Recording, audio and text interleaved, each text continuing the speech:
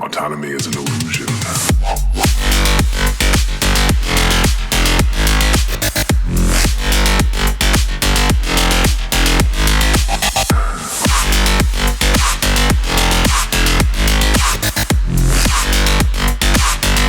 Autonomy is an illusion.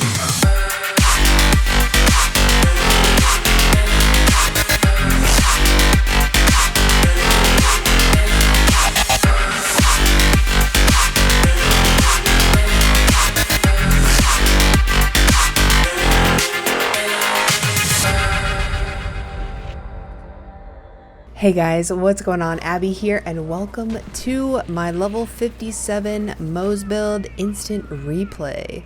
It combines the very best of both of my previous level 53 Moze builds and also adds some more damage on top so that we are able to do true takedown. This is another Moze build for me that does not rely on Vampyr. You don't have to spam grenades. You don't have to only use splash weapons. You also don't have to worry about getting in and out of Iron Bear every 10 to 15 seconds to proc anointments.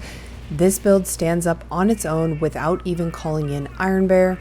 Before we get into the build, I just want to quickly mention we are getting pretty close to 10K subscribers, so if you haven't hit that subscribe button yet, please do so. We got Mayhem 2.0 coming up around the corner, and I cannot wait to put out all the content for you guys. I'm super excited to dive into everything, so hit that sub button if you want to see more Borderlands 3 stuff from me. All right, now let's get into the build. I'm gonna put the skill tree on the screen right now. If you want to pause the video and grab it, I'm also gonna have the text version linked to BL3 zone down below if you want to save that for later.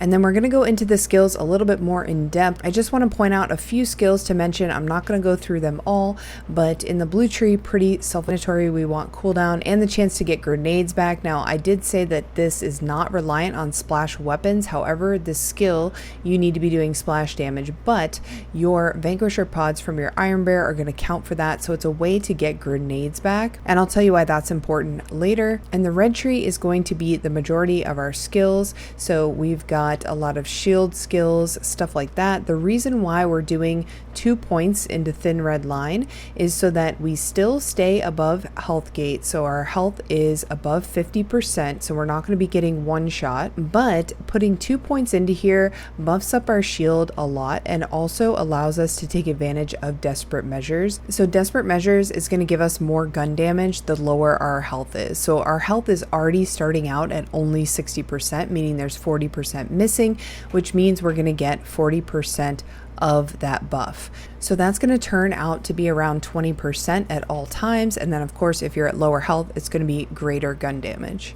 And then we also went into a couple of the shield regen rate and delays. If you guys haven't seen the hotfixes from last Thursday, they actually buffed this skill behind the Iron Curtain. It's really great for that shield recharge delay to get your shields back up to full as soon as possible.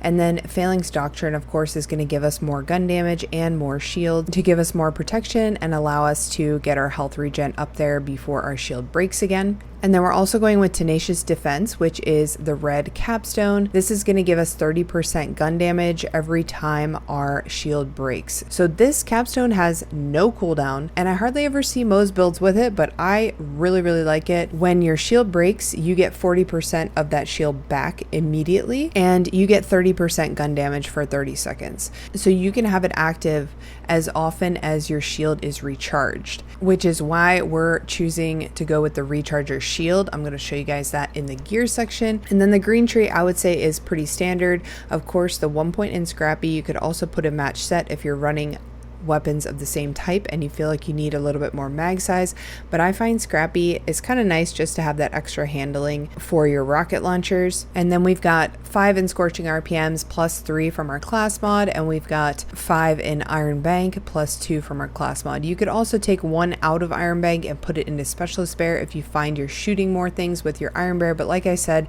this isn't really a build focused around Iron Bear. And then we're also taking some for the Robe, which is great for bossing if you're you're using a quickie and you want to spam all those sticky nades onto the bosses as I did in the intro there. Alright, so that is it for the skill tree, the skill explanations. If you have any questions about specific skills and why I went into them, you can leave a comment down below, but I know that that part can get a little boring sometimes, so I try to kind of go over it quickly. For weapons, you're going to have all kinds of options. Of course, I always love using the redistributor. It is a takedown drop, so I know it can be difficult to get, but hopefully you guys got one during the takedown shakedown event that went on last week. I like to use the redistributor because it chains to enemies, so we're getting a lot of damage that way. And Moze's Cloud of Lead skill will actually chain the redistributor bullets with her fire. Another weapon that I really love and is a staple for me in the takedown against the Kraken, the Valkyries, and Wotan is the boom sickle in corrosive. This thing is nasty. Make sure it's a boom sickle and not just a sickle. That boom part is important so you get the shotgun.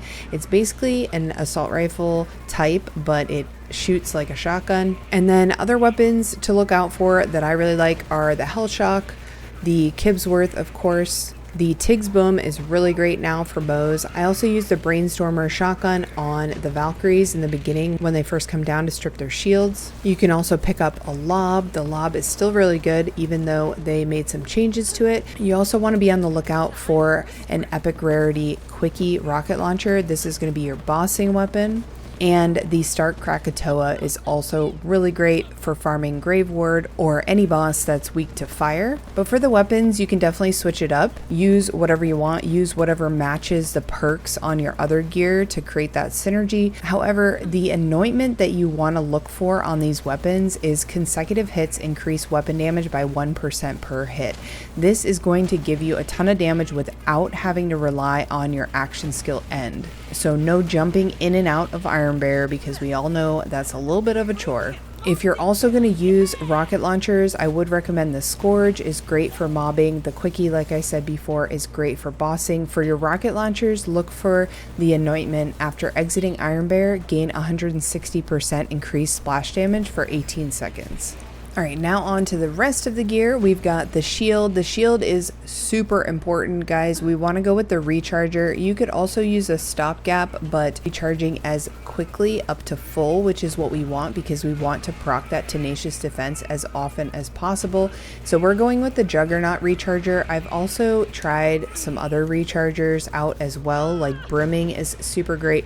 Resistant is another great perk to get on your shield. Or if you find Capacity or Recharge Rate, that's also great as well. The Juggernaut recharger that I have has bonus health and also has a health charge booster that it drops. The capacity is kind of low. You can definitely find a higher capacity recharger.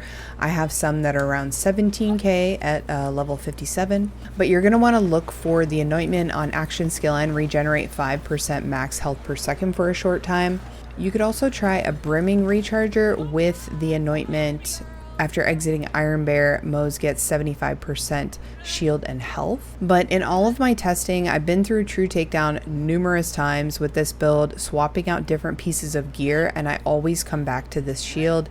It's just really great for getting your health back up to full while that shield is kind of protecting you, because we have the recharger shield instantly begins recharging when it's broken. It has a cooldown of 20 seconds, but your Tenacious Defense is going to give you 40% of your shield back. So it's going to boost it right away, and then the recharger is going to charge the rest, and it'll get up to full fairly quickly. And then if you're missing a lot of health, you can jump into Iron Bear, exit, and you'll start regenerating your health. So it's a nice way to kind of get health back, get shield back without having to use Vampyr. For our class mod, we're going to be using Green Monster. I know this is the third build I've had with Green Monster, but you really can't beat it if we're talking takedown.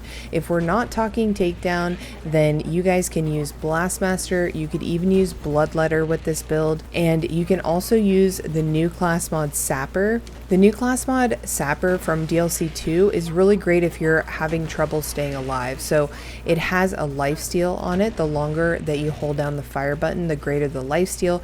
Currently it's bugged. I don't know if they're going to fix it or not, but it doesn't have a cap. So on the card it says 12%. It's not 12%. It's a lot more than that.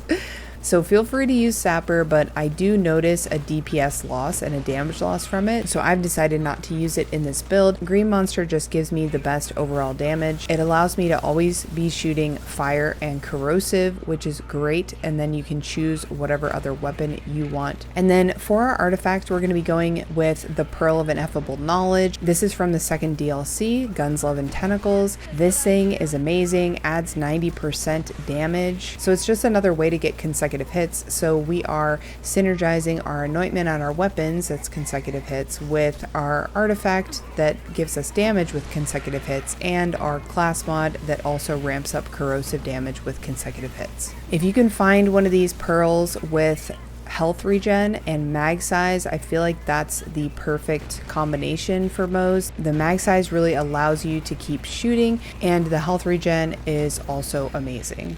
And then lastly, we're going to be looking at the grenade. I'm using the cloning matting tracker. You do not have to use the cloning matting tracker, but keep an eye out for purple grenades like this that have a lot of divide, merv, all that kind of stuff on it, because this grenade is going to help you keep up the consecutive hits anointment. Z Karma did a video about this on YouTube, but basically we're able to keep up that consecutive hits using our grenade and any elemental damage over time.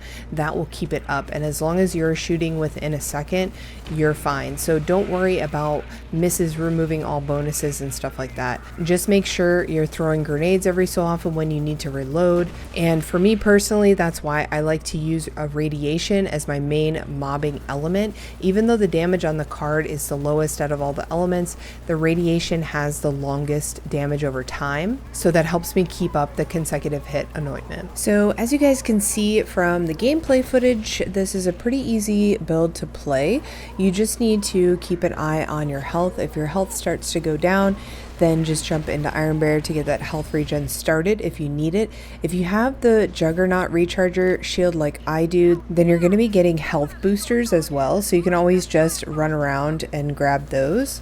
But as we go into the Wotan fight here, I just wanted to talk you guys through it. Basically, I used the radiation redistributor at first to strip the shield. You can also use a Hell Shock, or the Brainstormer works great because there's other enemies there as well. But you'll notice that every time I'm low health, I try to get back in to Iron Bear if I can to proc that health regen. I am going to go down a couple times here, but it's not that hard to get back up, especially if you have the new Guardian rank perk that is at the bottom of the survivor tree. It's called Too Angry to Die. Damage dealt while in Fight for Your Life restores your meter, and it's really hard to die as long as you're shooting something. So because we're on Moze, we have a really large magazine capacity, so it's really easy for us to just keep shooting a target until it dies, and then we get our second wind. So for the double shields, I use the Brainstormer, and then for both parts, I'm just going to be using that corrosive boomsicle that I showed you guys earlier. I usually take out the top half first because I find that the top half has a lot of burst damage, but that's the basic playstyle, guys. And of course, we're watching True Takedown. This is 4-player mode, so majority of the time you're not going to be in a mode that's this difficult. This build wrecks Slaughter Shaft and runs through all the DLC content. You're going to have no issues there, but we'll see how it stacks up when Mayhem 2.0 comes out and we get all the way up to Mayhem 10. And I think we're also going to see some new changes to Moze as well. They hinted at it in the last hotfix that there are going to be more changes coming to Moze, so I'm excited to check that out. If you guys try this build out or you enjoy it, let me know in the comments below. Give this video a like if you liked it. Of course, subscribe to the channel if you want to see more Borderlands 3 videos. I also stream live on twitch.tv/AbbyHour if you want to come over and say hi. I'm also going to leave a link down below. Make sure you guys join the Xbox Society Discord. If you're on Xbox and you want to join an awesome community of people that are all talking about Borderlands, theory crafting, builds, gear exchange, all that good stuff, then definitely check out the link down below to the Discord channel. I'm going to let the last minute of the Wotan fight play out for you guys, and I will see you in the next video. Bye-bye. Engaging competition. Files with one out to the back acid. Initiating cover fire. Fire down.